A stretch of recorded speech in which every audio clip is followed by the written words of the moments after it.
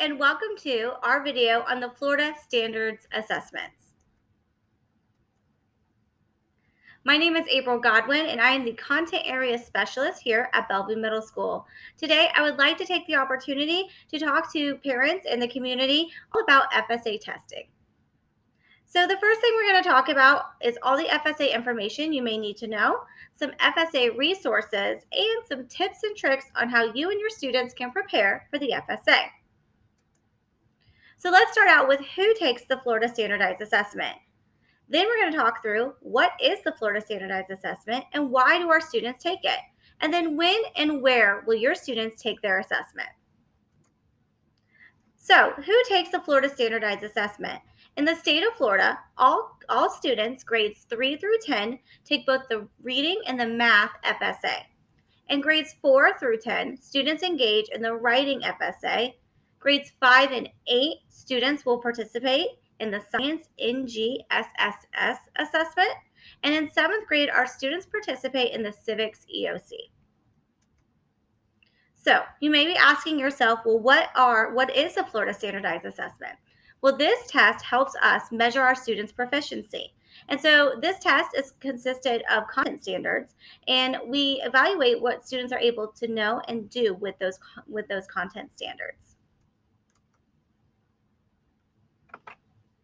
So how is the FSA designed?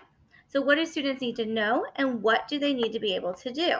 So when we talk through the design of FSA, one thing you'll notice is that I have test item specifications on the left and test design summary located on the right. So the test item specifications are test items or content standards that the test is made up of. So our teachers utilize this resource in their classrooms, and it helps guide their instruction. So this resource will help you go through and navigate what are the standards your students need to know for their specific grade level, and then what are some sample item questions that the students might see. So again, these aren't the exact questions, but they are similar to what and how your students will be tested. The test design summary helps teachers and educators determine, well, what standards are being taught and what percentage of the standards are being taught. So this is really good for you as a parent, because if your student struggles in number operations, and then you can see and look, well, what percentage of the test is that? And then go ahead and target that area for some remediation. So where will your students test? All of our students, online or face-to-face, will test here at Bellevue Middle School.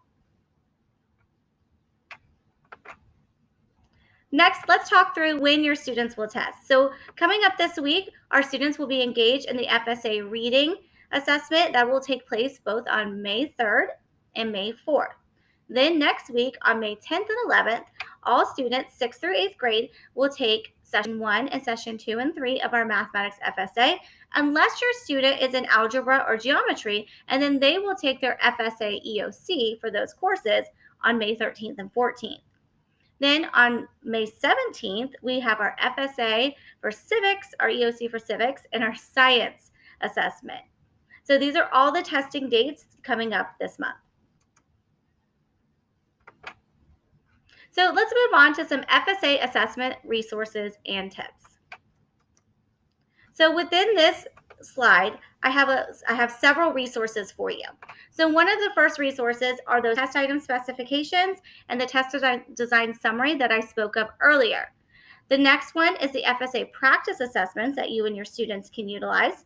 And then the third one is some FSA logistic PowerPoints that will help your students navigate what the FSA is like, and if they're nervous, it can just walk them through what they can expect on the day of. So I'm going to go ahead and help you navigate this section so you understand what the website is. So also, you'll notice some QR codes. You can take this opportunity to scan the QR codes. So when I click this link, it's going to take us to our Florida FSA assessment website. And on this website, it provides us a bunch of resources that will help you and your student.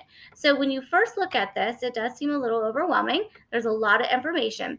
But if you scroll down, you'll see where they have all of the test item specification documents listed, starting with grade 3 mathematics all the way through geometry.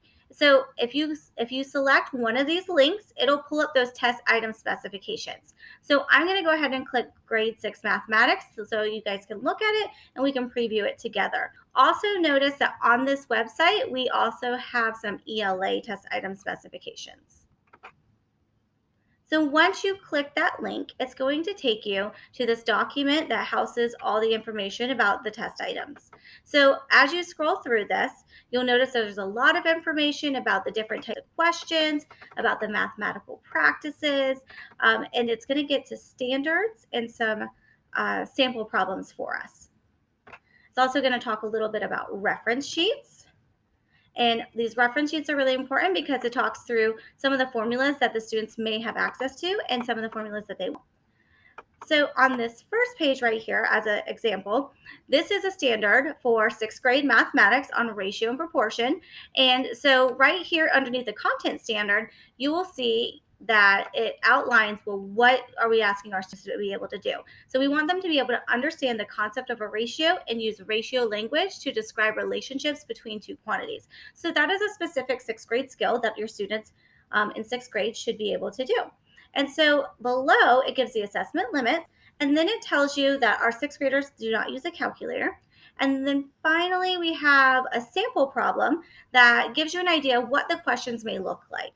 So again, this document is pretty lengthy. It has all of our 6th grade standards on it. And so you could go through this with your student and have them practice some of these questions.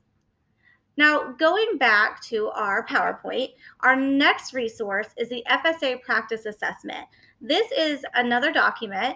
Again, it takes you to the Florida Standards page, but this document now gives you two options. You can do the computer-based practice test materials, or you can choose paper-based. So for our 7th and 8th grade students, they all take computer-based assessments. Our 6th graders take paper-based. So it depends on what grade level your student is at. So I'm going to select the computer-based practice assessment, and then it goes to this screen and you'll see where it says take the computer-based practice assessment. Again, you click on this and it's going to take you directly to where your student can practice this assessment. It's going to ask you to sign in. You can sign in with a guest user, and then you can Florida statewide assessment practice tests are all available here for you. The last resource that we have is our FSA Logistics PowerPoint. When you click on this link, or if you scan the QR code, this will now take you to that PowerPoint that I spoke of earlier that will walk your students through what the day of the test will look like for them. All right, so the next thing we're going to talk about, and it's the most important thing, is that we want all of our students, parents, and teachers, everyone, to get a good night's sleep, eat a balanced breakfast, and relax and do your best. It is our job here at Bellevue to ensure that our testing goes smoothly for your students, and we just want our kids to be relaxed and ready to go on the day of. And that is the end of our video today. And I appreciate this opportunity and I appreciate you guys tuning in. So as always, we love to receive feedback. And so this QR code, if you scan it, take out your camera, scan it, it's going to bring you to a quick parent survey. And so please, please, please fill it out and give us our feedback. And if for everyone who does complete it, you will enter into our giveaway. Again, thank you so much. Have a great night and good luck.